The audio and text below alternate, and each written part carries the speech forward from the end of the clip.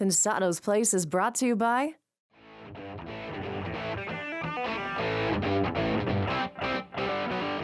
We don't get to say this often. Our guest is not only talented, but beautiful. Brand new ITLs, new contest, all kinds of good stuff. You're at the space, it's Pensado's Place.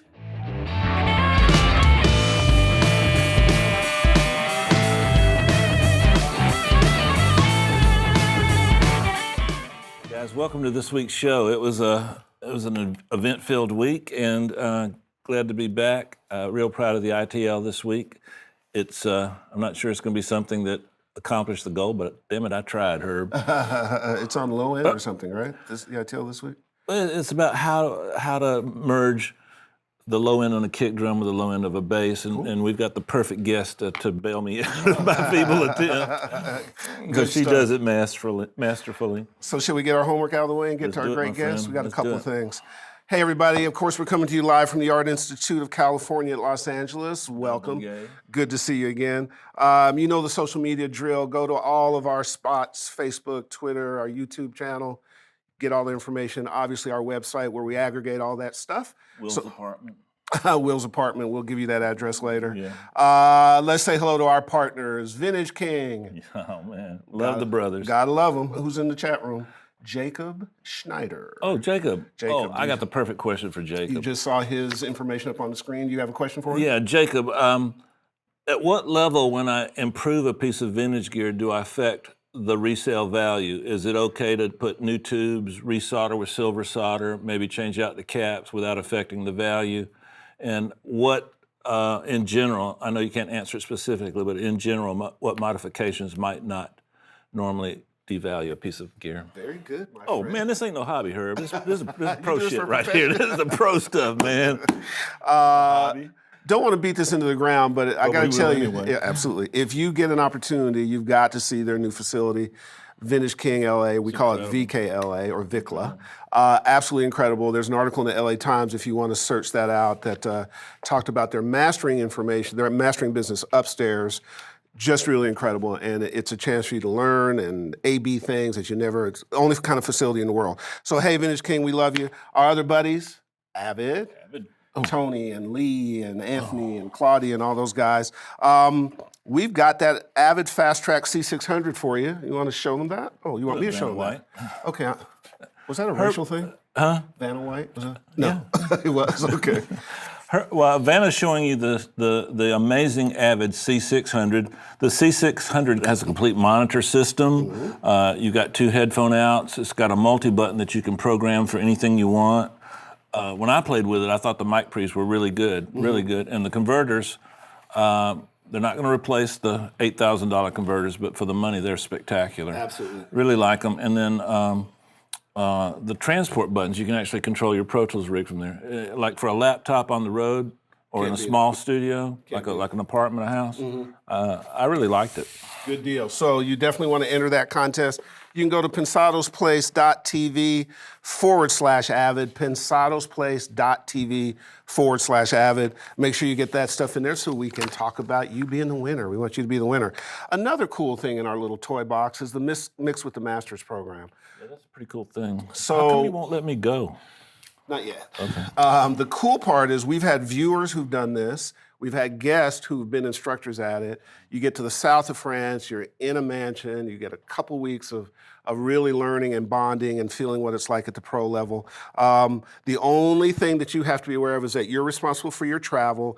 They are going to, it's about a $4,000 gift of taking care of your board and You really get hands-on. Like Michael Brower is one that turned me onto it originally, and he described the process. And the guys that you get to work with, they take it very seriously, and you get one-on-one, which is really difficult to do this day and age. You know what, at that level. To your point, what I find interesting is that the pros that we've talked to have talked to us about how good an experience it was, and they wouldn't waste their time. I think it would. True, yeah. So enter that contest, pensadosplace.tv/MWTM. Mix with the Masters, pensadosplace.tv, MWTM. We're going to be happy to announce this. So 2 quick things, and then we want to introduce you to the Indaba winner. One is Big shout outs to AES, the Los Angeles chapter. Oh, that was so much fun. We spent some time last night in a robust discussion about people, and just know that there are people in your profession that really care, really passionate. Joe Schwartz and that team, thanks for having us. We had a great time. We had a good time. Another thing that we did, Dave and I and Will want to point out to you guys, we have this incredible student group called Pensado students that you should be part of. Ty Bolin he just posted something about all those folks writing to us and telling us how they feel about the show. It was pretty overwhelming. Man, this could be the only serious moment of the show, so I want to tell you from the bottom of my heart, it takes a lot of effort, time, and sacrifice. When I'm here, I'm not mixing. When I'm not mixing, I have to stay up late. And the comments that you guys said about the show and the value it has to you made everything worthwhile. Absolutely. Really, really, really touched me. I teared up. Seriously, it was great. We really appreciate it. We do this for you guys, and it's really heartwarming that you feel it, you know it, and you express that to us. It was something that I'll never forget. Blew us away. Absolutely blew us away. You had an interesting conversation. Why don't we meet the Indaba winner? Want to do that? Let's do. Herb and I talked to him yesterday. We put it on film because we roll like that around here. Why don't you meet Damien Reyno? Reyno.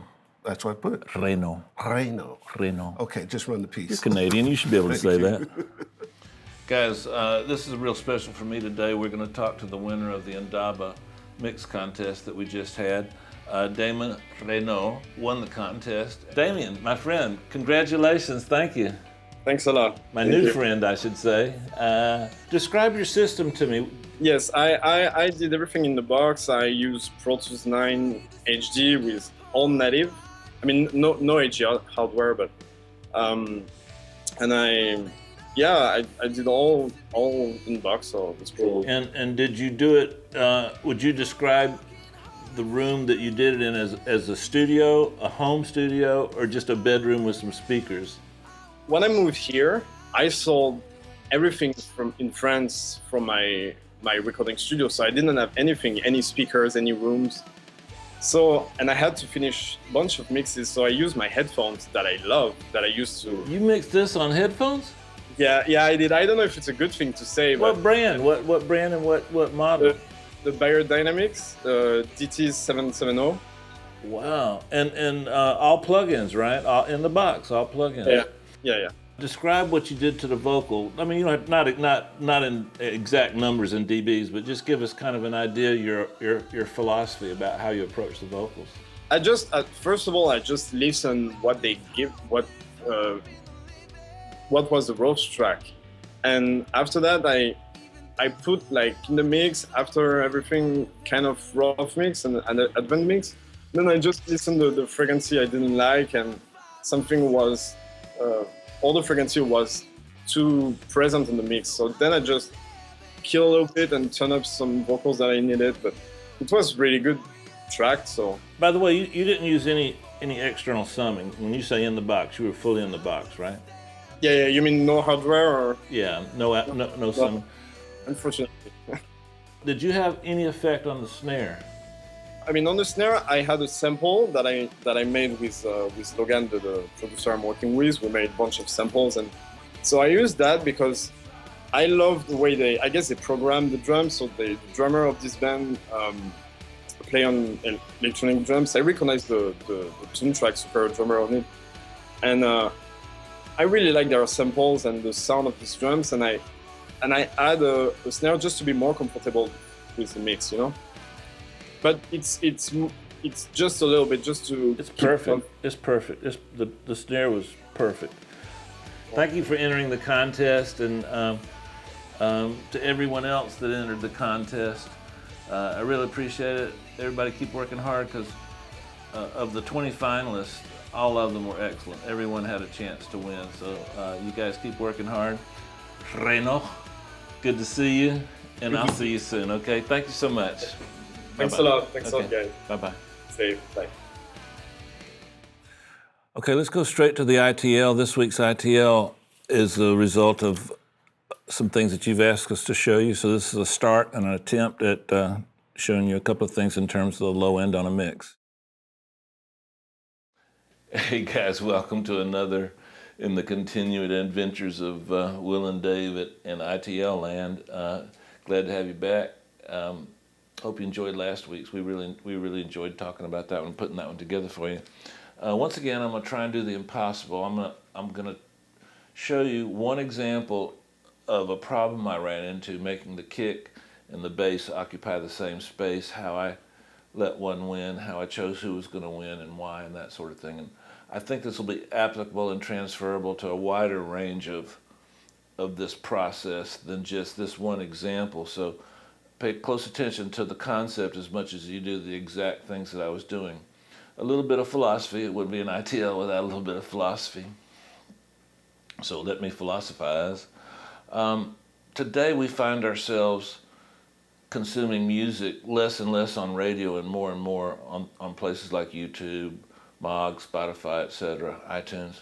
So back when radio stations ruled the world, if you did a mix, you only had to compete against other songs in the genre you were working in. So if you were doing a hip hop mix, your only competition was other hip hop songs. If you're doing rock on stations like K-Rock, you only had to compete against other rock songs. But now, in 2012, you have to compete against everything because you don't know if a person's gonna download the new Chris Brown or the new T-Pain or the new Foo Fighters.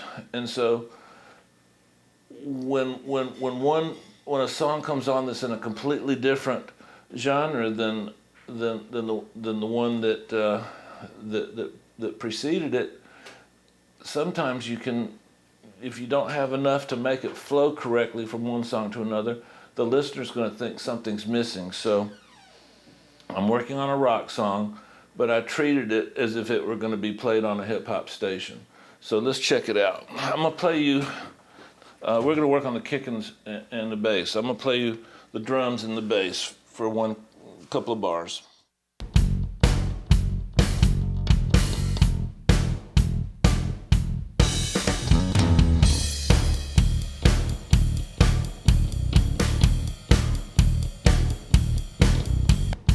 Okay, that's the finished product. Let me show you what I started with. Here's the bass.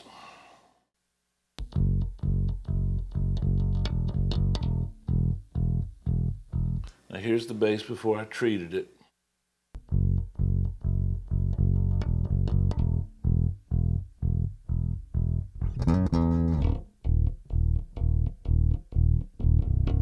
Now, I don't know if you can hear it at home, but the bass has a little extra 80 cycles in it. Now let's listen to our kick drum.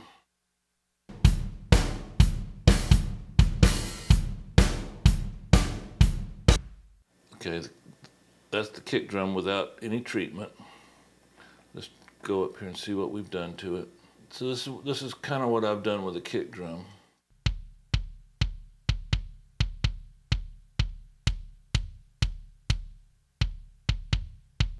Took a little of the tickiness off. Now, let me show you my parallel chain, the classic parallel chain.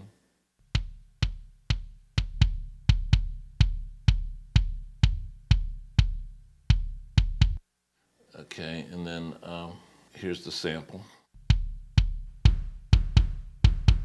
Okay, and if you notice, I probably have let me take this off.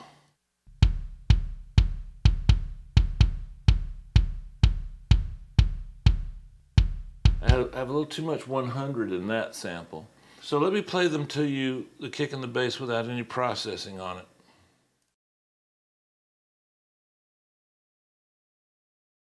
Okay, here we go. This is no processing.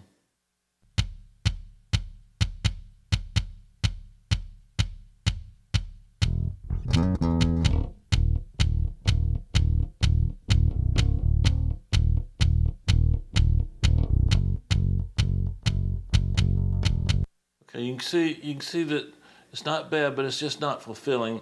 Now let me play it with a little bit of 100 out of the kick and a little bit of 80 out of the bass.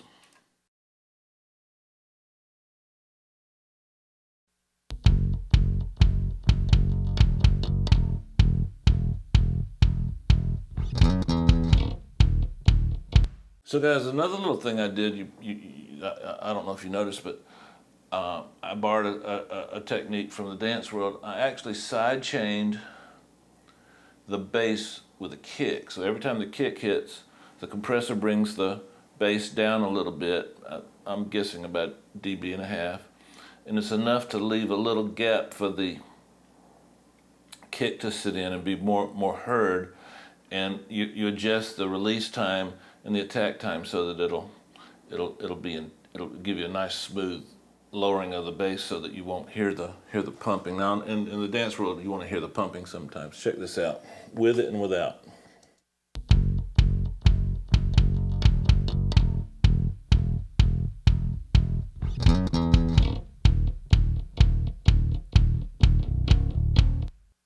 You know, this is worth showing it to you in context.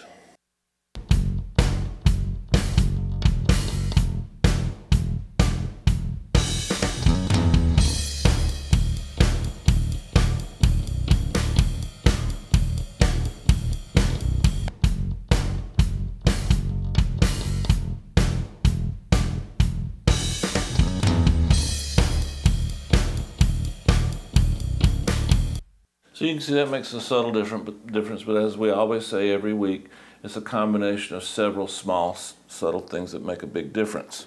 Now guys, I want to show you one other thing. Sometimes it's hard to hear the frequencies you're working on. I've got a button that sends everything to a sub, and all I'm hearing is the sub, so I'm only hearing from about 180 cycles down, and that's how I make these judgments about the frequencies I want out of the way of each other. Now, I don't, another philosophizing, I don't think, let me carve this out and let me carve that out. I listen to the sounds in the mix, and then I if I feel I'm not feeling them, then I try and find reasons why. And when I ascertain that the reason is because they have frequencies that define that sound, but that frequency that defines the sound is being covered up by a similar frequency in another track and not letting me hear it clear enough, then I'll go to the offending track and remove that frequency. Don't think like carving out or putting a scoop for something to sit in. You can do that, but work from the concept that you can't hear it the way you want to hear it. What's causing that? And let me remove that. Now, I experimented with this concept. If you don't have a sub, try this. Go to your stereo bus and find yourself a low-pass filter. And I've found with experimenting, I put this DSP on about 170, and then I compared it to what I was hearing from my sub, and it's really close. So let me show you what I'm listening to. Here's without it. Here's with it.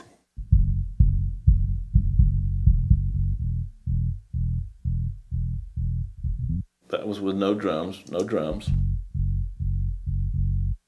Only drums, no bass. Both. So you can see how from 170 cycles down, I've got those kind of working pretty good together, if I might say so myself. So this is a little technique that you might try in lieu of a sub.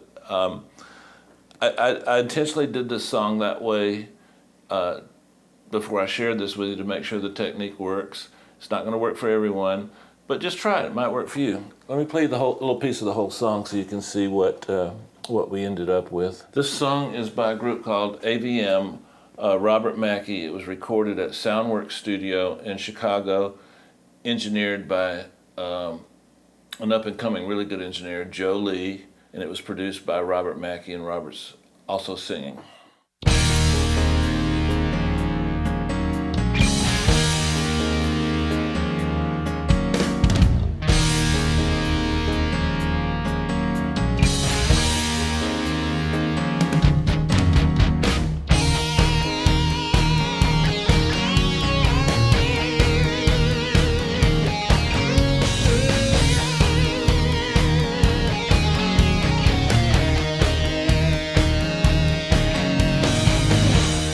sweet illusion. It's all a game. Create confusion. That's how they play. A world of trouble. But who's to blame? Great song. You'll be able to get that on his album. I'll give you the information about that when it comes out. So keep them cards and letters coming. Let me know if I need to expand on this, or if you never want to hear me talk about this again, or if I should just change careers. Hit me back. Love you guys. See you soon.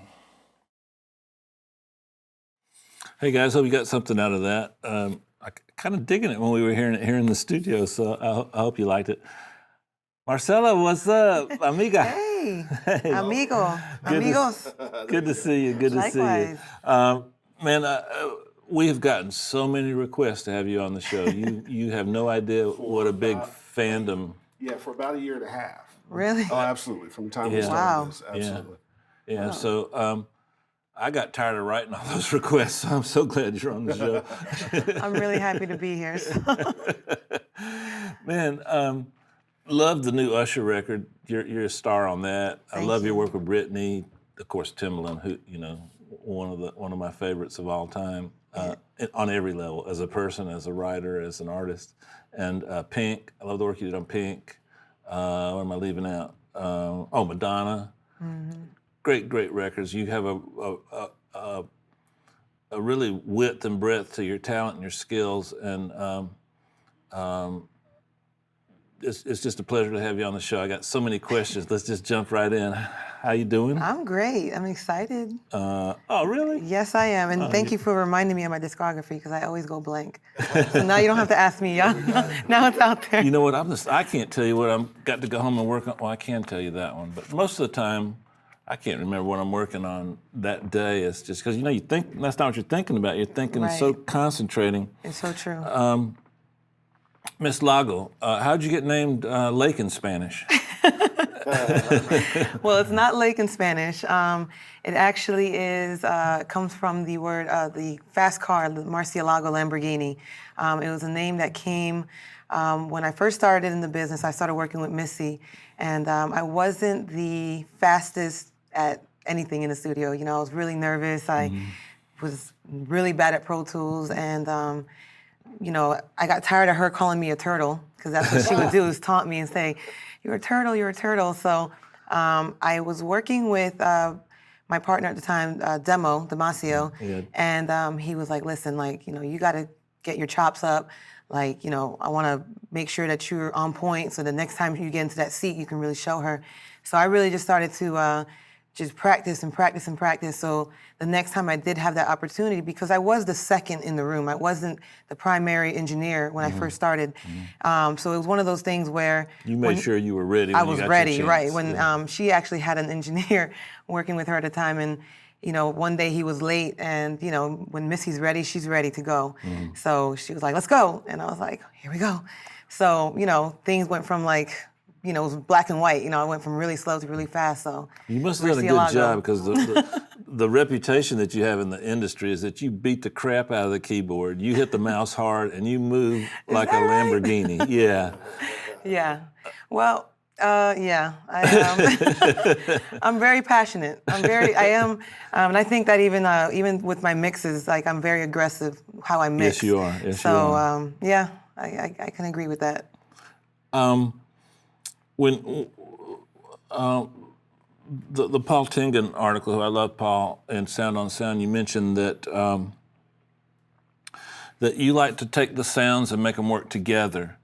That's easier said than done. Is there a certain philosophy about how you combine sounds that you can impart to us, or is it just something you feel and do at this point?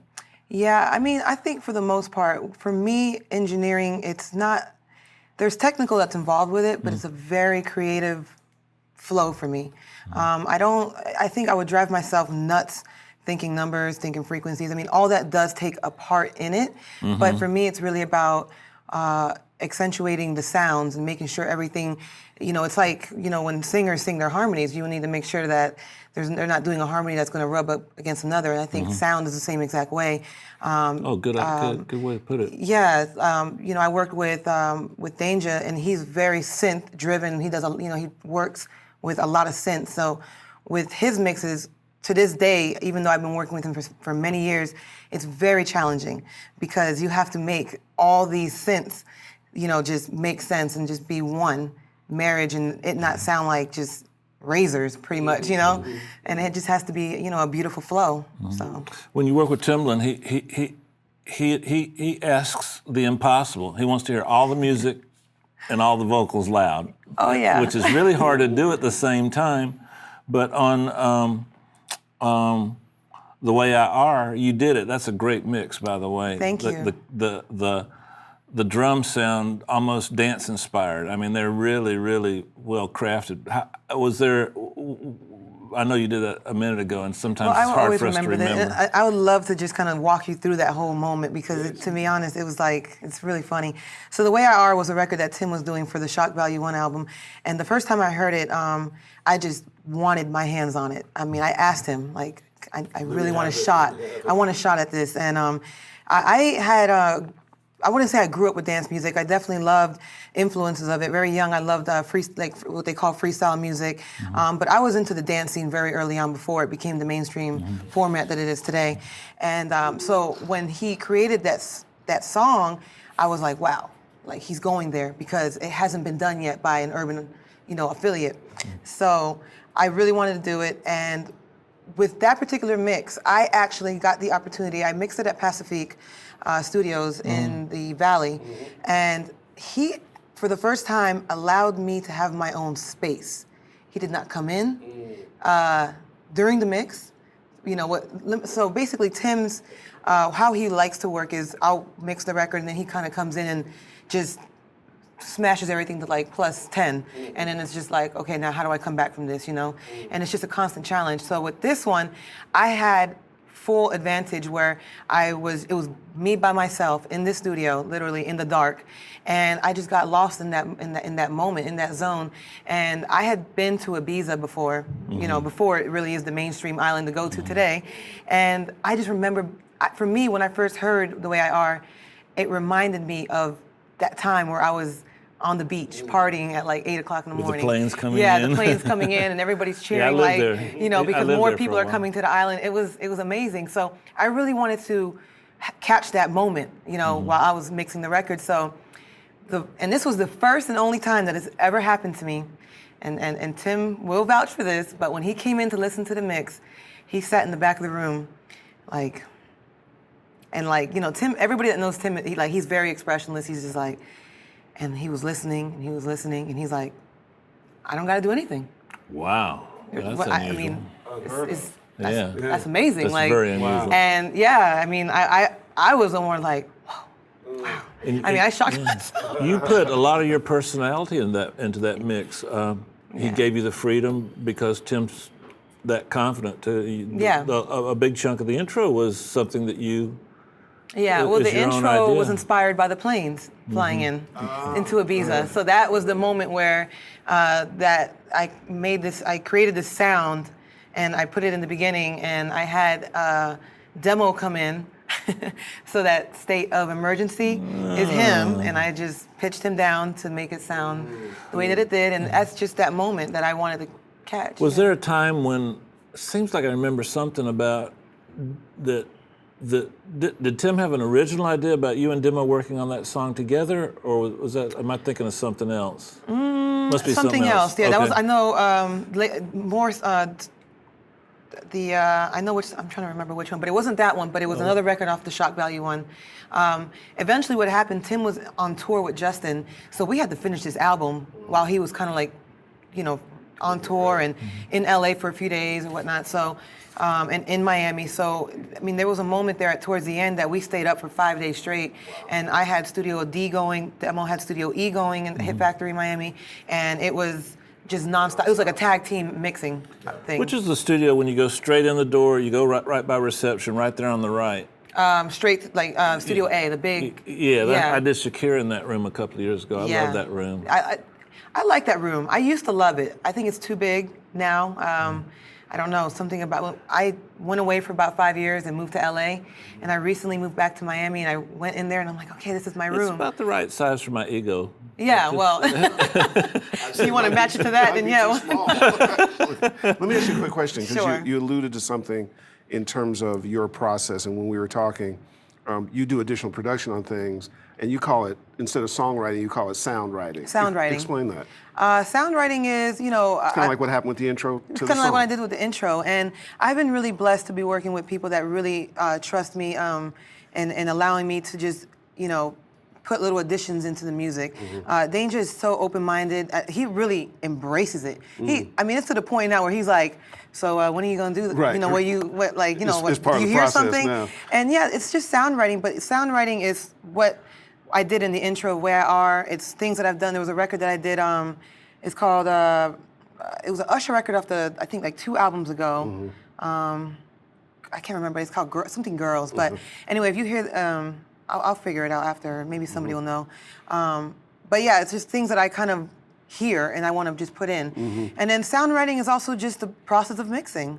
You know, it's also just being able to take what's been given to you and being able to, you know, create the picture, the moment, and yeah. But there's a lot of trust in that. Somebody has to trust. Well, there's a lot of trust. Yeah. There's you know, definitely when I mix, I like my space. I don't like, you know, I don't want people over my back, and you know, I don't really have that problem because it's just a lot of. Well, you wouldn't accept the problem if you had it. I have that Right. feeling. Exactly. That too. I know a little bit about I know a lot about you, but I know a little bit about the process that you use when you first sit down and decide to start a mix. I think we're very similar. I can't mix unless it's organized in such a way that is visually appealing to me on the Pro Tools screen. If I've got stuff scattered, I can't concentrate. You like your, I like my vocals first. You like your drums first. Yes. And then vocals. Well, I like all my music up top of the session. I'm starting with the drums, and it's definitely going to start from the kick, snare, you know, hi-hat, just sort of like how you would lay it out on the board if you were going to record drums. But yeah, and then I like the order of the song, more like the leads, and then the backgrounds, and then the pre-hook, if there's one, chorus, bridge, on out. And another thing that I was impressed to find out about you that I didn't know was, I've said on the show a few times how important the rough mix is, but you like to kind of start from a quick, let's don't call it a rough mix, but a quick mix to kind of learn the song, see what you're working with. You like to do that first, and then from that point, give me the Reader's Digest outline of how you proceed through a song. I mean, then after you do that, what do you start with? Well, basically, when I first started mix, I like to, if I'm not familiar with the song, I've been mixing a lot, like more than, like I'm not really recording the records that I'm mixing now, so a lot I have to, like I like to sit, I might spend a good 30 minutes just listening to the song as in its raw, you know, as the session opened. From there, I'll just, I'll start laying everything out, and I'll just kind of play around and just, you know, no EQs, is more just of a level thing. And then from there, for the most part, I'm going to say now, for the most part, about 90% of the time, I'm always going to start with vocals. Why I always start with vocals is because I want the freshest ears possible for that. And then I kind of, you know, take a break or whatnot, and then I get into the music. I think the music for me is, I wouldn't say easier, but it's fun. It's fun, and vocals can be challenging, especially if you didn't record them and you don't know where they're coming from. So you got to spend a lot of time with them, and you know it can get really tedious. By the time you realize you're done with just vocals, like 4 or 5, 6 hours, you know, 4 or 5 hours went by, and it's like. And that's if they're recorded well. Exactly. Yeah. That's if they're recorded well. That's the challenge of it. So. Would you feel comfortable walking me through like one of the new mixes you did on the Usher, one of the mixes you did on the new Usher record? I love your work on that. The two songs that stand out are "Show Me" and is it "Care for You"? I Care for You. I Care for You. Yeah. I love both those mixes, and they are like the opposite ends of the engineering mixing spectrum. I mean, they're like two different mixes. Yeah. And you've got them so that they're both very unique. Guys, pick the place where you want where you normally get your material, and grab the new Usher album. She's got several mixes on there. She co-wrote on most of the songs. She mixed them and wore a lot of other hats. And then this is a good time to give a shout out to our buddy Exit. He tracked cool. he tracked that song Exit with made my several life others. so easy. Did he really? Yeah. He's a sweetheart. He's very, I mean, I've known Exit for years, and I just love how he captured Usher. I mean, you know, he made my job that much easier to the point where I was able to be in a more creative space with those records. And I think that's what allowed me to get those songs to sound the way they did, because when I have to concentrate so much on just trying to make them sound good, that can kind of wear me out to trying to get them in a creative place. So, What yeah. were the two ends of the spectrum Dave was referring to between I those think two songs? I think where you I think I Care for You has a more just hard hitting, just very aggressive edge to it, and I know what he's saying. And Show Me, it's just kind of smooth. It's very smooth. I mean, you can maybe, I don't know, I'm kind of guessing what you think about him, Well, but I thought the same thing. Like I was trying to formulate some questions, and I'd been listening to those songs quite a bit because I like Manny's work on that record. There's several engineers that I love their work. So I'm like a little fan of everybody. So I always listen to the new records, and Right. I make notes of who did what, and I go back and listen to my friend. Well, first I listen to the records, and then I make notes on what I like. Then I go back and see who mixed them. Because if I listen to something by a friend, I always like it. I'm like that. I'm like a Lakers fan. They can do no wrong, you know. they can do everything And wrong. what I felt was that had I tried to mix Show Me, I might have ruined that mix, because if I'm coming from mixing a lot of really hard, edgy stuff, the next song I do, it takes me a little time to decompress, about 2 or 3 hours. If I was under a time limit, I might have overemphasized some things that would have ruined the record. I might have made it a little too aggressive, whereas you were confident enough to let the song and the record and the vision of the production guide you to how it should be mixed. And I Right. think that's the sign of a quality, mature mixer. And the way you executed that was really, really well done, because Thank you. it could have gone the other way too. It could have gone a little on the wimpy side very easily, but you found that balance between the vocal, the track, the production, and in particular, the bass in that song occupies a lot of space, but yet, did you do anything special to that, or because I know it's not fair to ask you what you did a month ago, because we do so many songs, it's Yeah. hard to remember. But if you do remember, I felt like what you did with the bass was spectacular Well, thank you. relative to the kick. Well, you know, with the kick, see that it was partly is the actual sound. The kick is it was really tight sounding kick, so it wasn't really like it wasn't a wide kick where it was so interfering with where the bass sat. But yeah, definitely, like for me, the bass has to have heart in it, you know, and you need to be able to feel it. Great way to put it. So, you know, I definitely, or what some would call booty. But the bass is more important than the kick in that song, wouldn't you say? I'm sorry? For the vibe and the feel, the bass is actually a little more important than the kick, if you can rank importance. Well, yeah, but I wouldn't say more important. The kick had its own character, and the bass had its own character.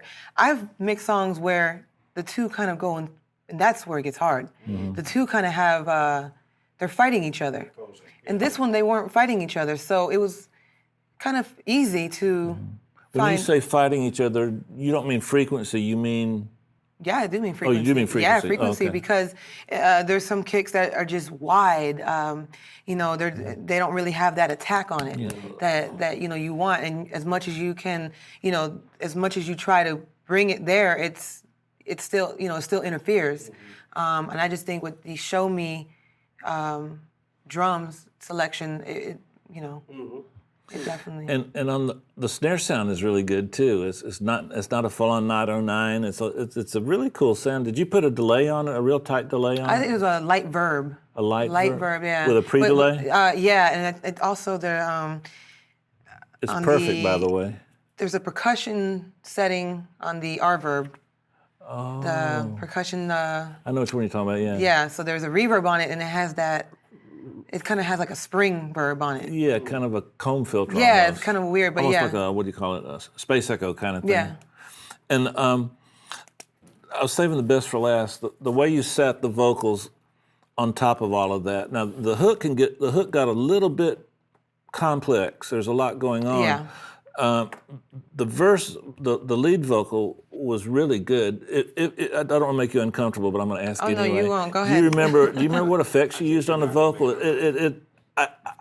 I respect engineers that can make me hear the vocal and not the effects, and then I'm drawn into that, and then as a mixer I hear the effects. Yeah. And I could never draw myself to separate the effects from the vocals. It was masterfully done. It was like, I don't mean this in a chauvinistic way, but it was like a woman with perfect makeup. You notice her beauty, not the makeup. Yeah. That's the way I felt about that vocal. I didn't say that because you're on the show, by the way. I said that because her makeup was pretty good. Oh today. yeah, actually it is. Specifically, the exact patches I don't, but what I do remember is there was a light eighth note delay on there that just kind of gave it some openness. Was there any chorusy harmonizer-y thing on it? Oh, now I'm on the hot seat. I couldn't hear. No, I wish I could just like open it up and just show you, cause and then or look at my recall notes, because I don't just mix in the box. That's another thing. I mix on the board. You walk into, I'm an SSL 9000, just fanatic. Like, put me in a room in any other kind of board, I'll try to make it work. If I don't kick and scream, but I love a 9000. But yeah, like, so I know I definitely used the 480. The 480 was definitely it sounds lexicon. like, not tile room, but what's the one on the 480 that's a real tight, small jazz room, small wood room? Definitely one of didn't those? use that. The presets that I usually use on the 480, I mean, it's a vocal whispers. Oh gosh, I love that Vocal preset. whispers is, I mean, y'all can know it. I talk. It's got a delay component Yeah. to it. That's what I was hearing. Yeah. And if you put the vocal whispers with the medium hall, it just opens it up. Like, it's just beauty. Have you played with the Bricasti yet? No. I'll see if I can have them come by and play it for you, because it's the same people designed it. Okay, yeah, that'd be great.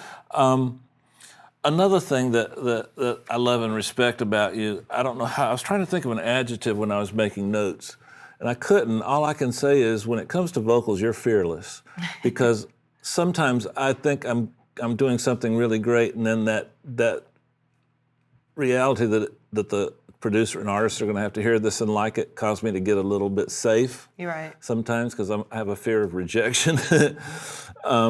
But you're fearless. I mean, you're throwing vocoders on Timlin's vocals. You're doing all kinds of stuff in the process. Is that something that all your effects are unique? I mean, obviously that song had to be a little tame because of the nature of the song, but is that something that just comes naturally to you? Is that something I'm curious about your creative process and what draws you to hear music that way, because obviously that's why you do it. Are you just bored with regular vocals and you create these unique? A little bit of everything. Here's the thing. I'm like sound writing is what you called it. Sound writing. Is that what you do with vocals? I don't know how to play music. I don't know how to I'm not a musician. So for me, when I listen to songs, whether they're out on the radio, they're ones that I'm in the, I'm recording them, I'm hearing things. Like I'm hearing, it's there. Like there's ideas that I'm like I hear space. I'm like, there's a space here. Something needs to fill up that space, and I don't want it to just be. I mean, I can throw on a, Echo Farm or whatever and just fill it up. But I want to bring something a little bit more. And I think it just, I want to just be a little bit more tangible with it. It's just really, I think it's just the art of producing, that's why I call it sound writing. So. Oh, an example of the break coming out of I guess it would be a bridge, coming out of that into the vamp on Show Me. That little moment, you created a little, it's like a little reverse half piano. A bar moment. It's a reverse that was you, piano, right? Yeah, because I could have easily just dropped the music out and just let it go in, but you got to create the feeling. You did. That caught me. I mean, I made a note to be sure to ask you about that. Yeah. Let me switch gears on real quickly. Speak to, obviously, the profession that we're all in. It's a pretty male-dominated profession, particularly in engineering. Speak to being a woman in a male-dominated field, kind of what you have to contend with. Tell us about your foundation and maybe give our audience some advice about that space. Yeah. Well, first of all, I want to give a shout out to all the women out there really trying to do what they're, pursuing engineering or just any kind of career in the entertainment business. Because definitely in the engineering world, it is a very male-dominated industry. Going into it, I started at Full Sail, and it wasn't like engineering was not something that I wanted to do, like saying, when I grow up, I want to be an engineer. It was something that sort of just... She didn't start at Full Sail. She was the #1 graduate in her class at Full Sail. I was. Oh, absolutely. Well, like... Sorry to interrupt. It's okay, but yes, yeah. So when I started there, I had no idea what I was getting myself into. It was an opportunity. I wanted to be in the music business. I had my brother, who's actually watching me, my brother Fidel. Absolutely. Yeah. Shout out to Fidel. Shout out to Fidel. Shout out to Dad. Absolutely. Yes. Absolutely. It was actually my brother Fidel that brought me into this world. He knew how badly I wanted to be in music, and he asked me to drive up to Orlando one summer 11 years ago and said, there's a school out here. They didn't tell me anything about it. You should check it out, and I think you'll love it.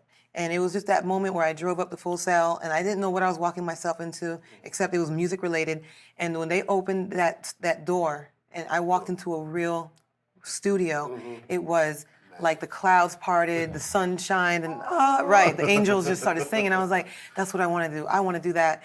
And so, I signed up, and it wasn't until like my first day of class when I was sitting there, it was like 165 students in my class, in my lecture portion of the school, and everybody but 5 of us everybody was male.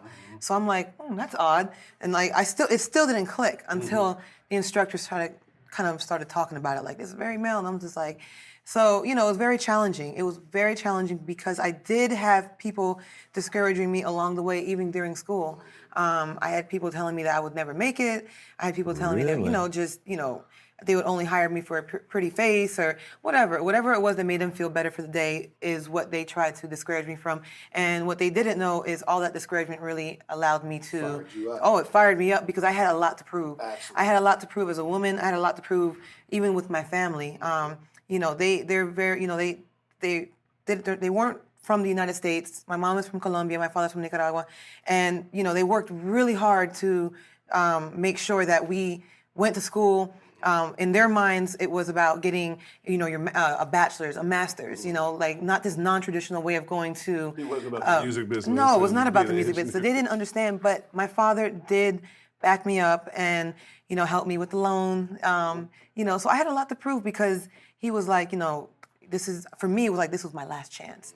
And for me, I knew it was going to be easy because I love music so much. So, even when I got the job at the Hit Factory, I remember, starting there and there was no females on the assisting side, on the engineering side when I would go into sessions, and even as the GA or internships. Our buddy, your good friend Demo, gave you a bit of a hard time too, Demo didn't he? was definitely, my goodness, that was like hazing. I was really like, that was crazy. Checking you out, make sure you were the real thing. He really was, and to this day, like I will always be thankful for him because if it, whatever he felt like he needed to put me through to just prove to, he wanted to make sure. Prove to yourself? Yeah, and prove to myself. Then it really, he did not let it come easy, and actually nobody really did, and I didn't want it, and that was the other thing. I did not want it easy.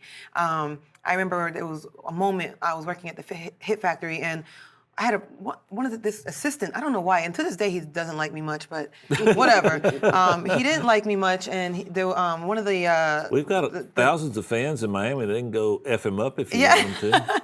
Well, I don't know where he is today, but yeah. And one of the mains blew in the studio, and he was like, well, and I would just go in there and kind of help take it out and replace it. And he'd be like, I know you're a girl now, so you don't have to lift it. You don't want to dirty your nails. And I ended up cussing him out or whatever and Good shut up.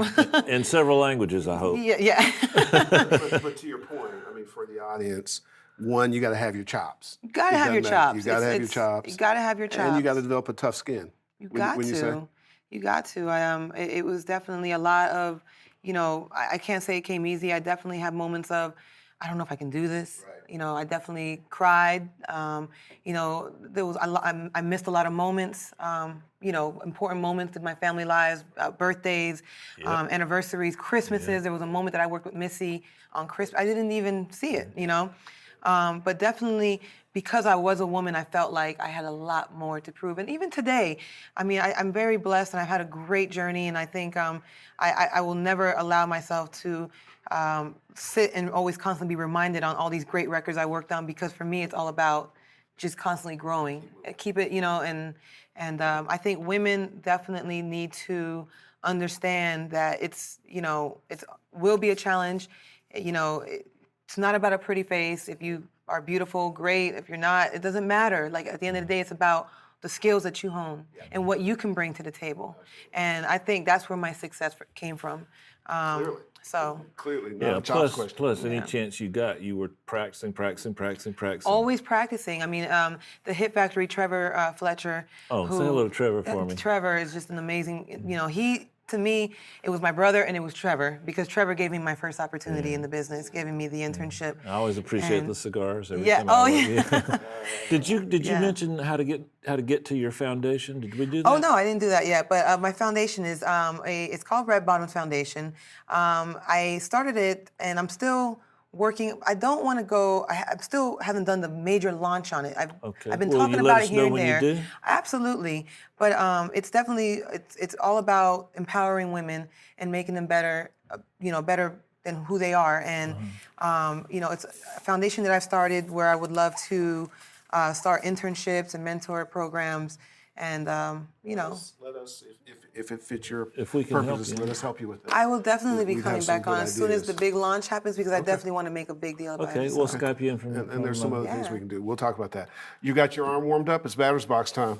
I mean, should I go easy? She's a chick, man. No, should no, I give no, her? no. Look, No, she she's- says she can you take can, it. She will cut you. So let's get it. Let's get it straight. Okay, are you ready? She's ready. I'm ready. Yeah, Okay. She does sound confident. I think I got this one. Okay. Let's see what happens. I will be the judge. Can I have some input too? No. Throw the pitch. Okay, vocals. Lead vocals. Lead vocals. First thing that comes to mind. Martech MSS10, my favorite mic pre. CO1B compressor. Second option would be a 1084. Perfect. Game over. Perfect. Let's just stop right here. Sample snare. Snare, Transient Designer. Oh, okay. 808. 808, Not that we see that many anymore. yeah. I Stuck. got her. I got her. No, you did not get me. Yeah. Yeah. Damn. That's okay. We'll come back to that. Yep. Give me a strike. That's a strike, right? We got strikes. No. Right. The reason you're having trouble is because we tend to not do anything. People think we do a lot with an 808. Right, that's but we what, really don't what do it is. anything. I'm like, I was really going to say board EQ. Like, I really just EQ it. Yeah, very little. Very little. I'll take that win, though. Absolutely. Okay. Acoustic guitar. Acoustic guitar. We see a lot of those. Royer 122. Oh, cool. Background vocals. 33609. Ooh. Neve compressor. Pianos, acoustic or virtual? Either one. 87 if it's acoustic on a mic. And if I am mixing it in, it would be the 1176 Okay. The Waves one or UAD? UAD. Pads, like those kind of synthy, dancey pads with Yeah. buzzy. What I can't. Oh my God, this is so bad. But the plugin. This is bad. But the plugin has the luminous. It has the sapphire and the. Oh, Phoenix Crane There we song. go. The Crane song. Yeah, great. They're now TDM. I mean, they're now Artes. I'll give you your choice of real bass or synth bass. Synth bass, lo-fi.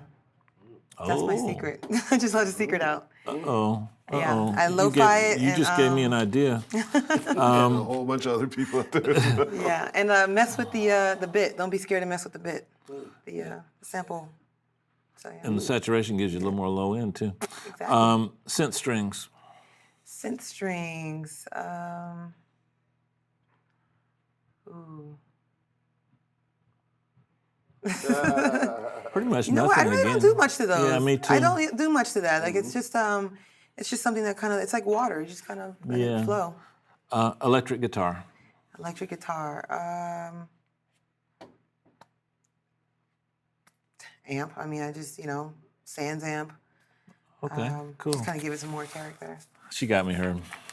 Did I? I think you got me. To be No, honest. I thought I was I won one. I think I'll take credit for the 808, but you got me on everything else. And then you negated my 808 with the lo-fi. That's so I won none. You won them all because lo-fi had counted for 2 points. That's unique. That's Starting, thank you. starting shortstop, I think. Closes on the ball, wicked I arm was to actually first. a shortstop player. Is that right? Yeah, when I The was weird younger. thing about when the weird She's thing impressive. I like that. about her playing baseball is for some reason the cleats that she wears on the field, she likes red bottoms on them. I'm not quite sure about. She has Louboutin cleats. Hey, that's an idea. There we go. I do. Why don't we go to the corner office? We Let's got do it. lots We of got people out there people want out there questions. wanna Let's ask you some introduce. questions. Let's introduce our buddy. Gi is in our corner office. Gi, what's happening? What's going on? You good? Yeah, I'm great. You're bro. colorful. You have your NASCAR shirt on. You know, I'm trying to catch up to you guys. Are so. these people on your shirt sponsors of Pensado's Place? Not yet. Can we work that out? See We'll if we can talk do that. later.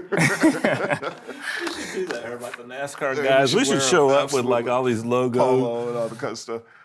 Fire away, Gi. All right, first question is for Marcella from Alex. Can you tell us your approach to panning, like on Luke James' Soldier, how you got it really tight in the center, but then at the same time really wide?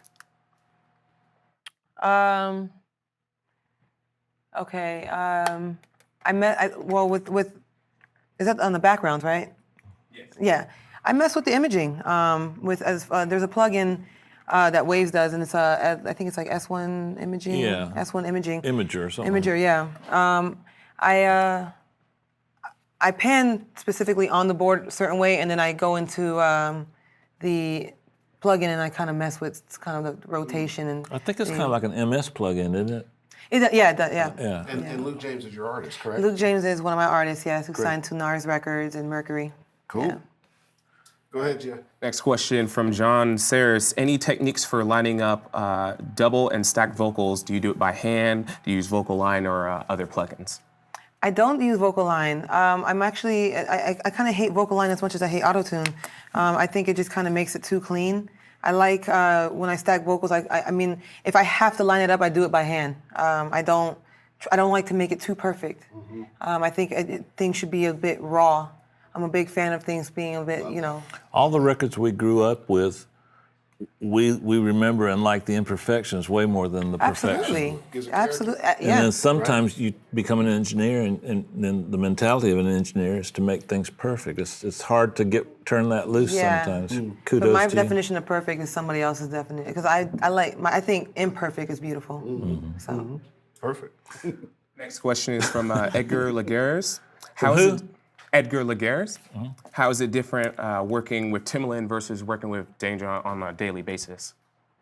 I'm not sure that's an appropriate question. Are you comfortable with that? I'm sure I'll figure this one out. Okay. It's they're two geniuses. I don't think there's a major difference. The major difference is this. Tim loves to work when it's 1 a.m. and Danger loves to work at 2 p.m. So I get better sleep with working with Danger. There you go. There's the difference. One's a little more serious than the other, too, wouldn't you say? I think they're both Pisces. They're both Like in their me. heads a I'm lot. Pisces. Yeah. So I think they have their own personality.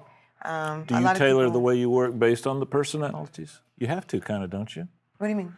Do you work differently, or you work the same with both? You work with one personality type, like with me, like the real aggressive personality type. I work differently than with the quiet, shy new artist. Oh yeah, I mean, if someone's kind of shy, you're not gonna want to be like killing them. Like you gotta kind of have to sit back a little bit. Yeah. But yeah, definitely. I know who I have to put my dukes up for. So. 2 more questions, Gi. All right, this next one is for Dave from Lucas Kompernicki. Which is more important from greatest to least? EQ, microphone choice, mic pre or mic placement? It depends on what you're recording. For guitars, it would be one thing, so that's kind of easy. Let's say for vocals, I would say mic choice would be the first important, mic placement second, mic pre third, and then EQ last. The prevailing wisdom among the greats in terms of tracking is your microphone choice. If it doesn't sound good, that's the first thing you change, not the EQ, not the mic pre. And then different microphones, I think of it as different microphones just kind of love different mic pre's. So sometimes you would select a combination that works, and just when you figure it out, another singer comes in and none of that sounds right. So true. But great question, Lucas. Thank you. Last one is from Kessler Audio for Marcella again. Do you use summing mixers to get more headroom from Pro Tools and allow you to have more energetic mixes, or do you think it doesn't really matter? I don't use any summing. No. I think I just as far as I push until until it's basically not sounding good, and then I kind of come back and I reevaluate. You know, Marcella, I don't think the guys that don't do this for a living, I don't think they understand that we don't choose the gear for a sound necessarily. We mix to what we're hearing. So if a particular gear imparts one color, we mix to where it still sounds like what we want. So the gear isn't as important as a lot of people think, because if we use a summing device that has a little less low end, we just add more low end. Or if it takes up some high end, we add more. We mix to what we hear. Exactly. And so that stuff's less important than you think. Kester? I agree. As you guys were speaking on earlier about kicks and the bass, how do you handle really wide kicks when they're taking up a lot of space in the mix and such? Is that for Marcella? Yes. I really try to really bring out the attack, because the wide kick is going to have just, it's just really big, so you want to still be able to hear the punch on it, and let it just have that knock. And with that, it's really about, from there, putting up the bass and the kick together and figuring out what to take out and add and really... Well, under what circumstances would you, for lack of a better term, under what circumstances would you ever make a kick smaller? By taking off some low end of it. I've never done that. No, I know. You just have to know which, you don't take off low end, but like if a bass will sit like in 160, and sometimes I like to add 200 to the kick just to kind of give it some more, but so then you just kind of disregard going, having that approach, and you just stay kind of like more in the lower ends, like in the 60s or 100, something like that. So. Now here's the other question. That was a particularly stupid question on my part. I don't know where that came from. Thanks for trying to answer it. One in a series of. One in a series. Smaller kicks. There you go. It's a new movement. In fact, much like the dentist, you made it through. Are you in pain? Yeah, that's a good name for your production company. I'm great. Smaller, I can keep smaller doing Kicks this. Production. You have a good time? Yeah, I had a great time. Well, we always, kind of traditionally, and it's just because we've been so blessed with such great guests, we always ask if they'll come back or do something else. Would you do that? I would definitely come back. And we have some interesting ideas about maybe doing some stuff from when you're at your place, and we'll Skype you in. And Yeah, we can do that'd some be really awesome. cool things. We can I do think some I stuff. could definitely bring, Yeah, we'll have some fun. See me Thank at you work. so much. Thank you, guys. Let me tell you something. Thank you. were so requested, and we were so honored to have you. It's been cool, huh? It's been great for me, because I listen to her records. I love her records, and to get some of my curiosities and questions answered. We thank you so much. Thank we were you. honored. Thank you, Dave. I'm Thank very you, honored. Marcella. Thank you. Keep us in the loop on the Right, foundation. Bono. That's I a will. very Thank you. valuable. We'll have you some for that. ideas for you.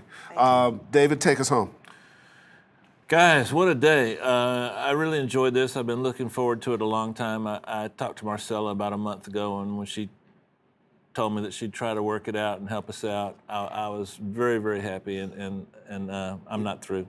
Yeah, I know, but there's something we have to do for our family before you get off. Go ahead, I'm messing with you. Well, we were going to pronounce the name correctly, correct? Marcella Araica. Araica. Right? Did we get it right? Yeah, that's There you go, correct. Dad, Mom, and Fidel. We're hooking you up. Fidel. Fidel Araica. Well, I can only, hey, you got to teach What's me. Dad's name? Say goodbye. Fidel. Oh, same Senior thing. and junior. Oh, great, Yeah. great. Yeah. Say goodbye, Dave. Hey guys, thank you so much. We had a great time, and thank you for sharing that with us and encouraging us. And once again, we'll see you next week.